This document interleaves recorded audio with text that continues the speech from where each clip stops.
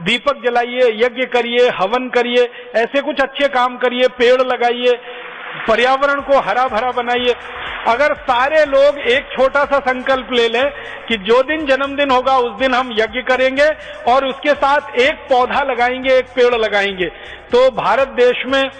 115 करोड़ लोगों का कभी ना कभी तो जन्मदिन आता ही है, तो 115 करोड़ पेड़ लगेंगे और 115 करोड़ लोग यज्ञ करने लगेंगे। उस यज्ञ करने से जो वायु शुद्ध होगी, जो वायु पवित्र होगी, उसकी वजह से पूरा पर्यावरण शुद्ध और पवित्र होगा, तो देश का प्रदूषण भी खत्म हो जाएगा। तो यज्ञ करें, यज्ञ कराएं, पेड़ लगाएं और पेड़ लगवाएं, इस तरह से जन्मदिन मनाएं। कि हम एक काम कर सकते हैं, अपने घर के बच्चों के जन्मदिन पर एक नीम का पेड़ लगा सकते हैं, अपने घर के किसी बच्चे के जन्मदिन पर एक आंवले का पेड़ लगा सकते हैं, अपने घर के बच्चे के जन्मदिन पर एक पीपल का पेड़ लगा सकते हैं, और हर व्यक्ति अपने बच्चे के जन्मदिन पर और अपने जन्मदिन पर एक नीम का पेड़, एक पीपल का पेड़ या एक आंवले का पेड़ या एक बरगद का पेड़, बड़ का पेड़ लगाना शुरू कर दे, तो इस देश में 98 करोड़ पेड़ हर साल लग सकते, क्योंकि हमारी आबादी 98 करोड़ की, और 98 करोड़ पेड़ अगर हर साल लग सकते हैं तो 5-10 साल में इस देश में जंगल खड़ा हो जाएगा। जो जंगल सत्यानाश किया है अंग्रेजों ने, जिस जंगल का सत्यानाश किया गया इंडियन फॉरेस्ट एक्ट के आधार पर, और जिन जंगलों का सत्यानाश किया जा रहा है आजादी के 50 साल के बाद, वो जंगल हमको फिर से खड़े करने होंगे, क्योंकि जंगल किसानों को बहुत कुछ देते हैं। वनों से उपज तो मिलती ही है, लकड़ी भी मिलती है, जो खेती किसानी के बहुत काम आती है।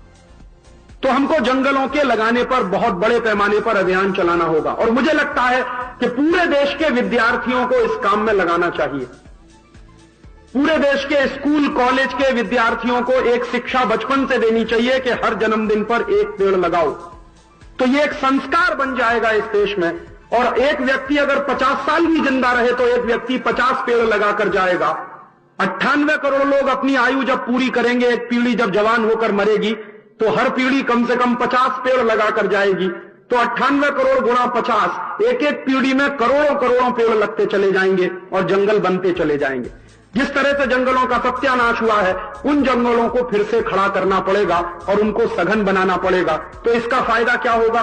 जंगल बढ़ते चले जाएंगे, पेड़ों की संख्या बढ़ती चली जाएगी, तो मिट्टी का कटाव रुक जाएगा,